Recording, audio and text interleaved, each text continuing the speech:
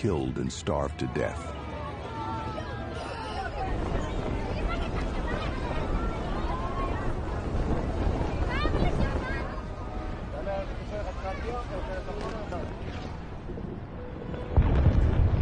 המטרה של גרעיני ההתיישבות להתקרב ככל האפשר לעזה, לראות את עזה כולה ולהבין שמעתה והלאה עזה תהיה כולה יהודית.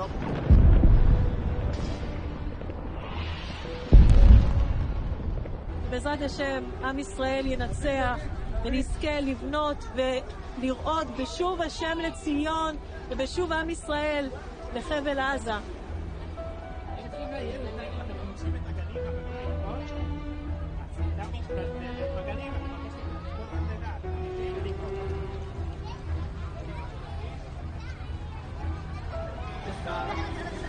Träger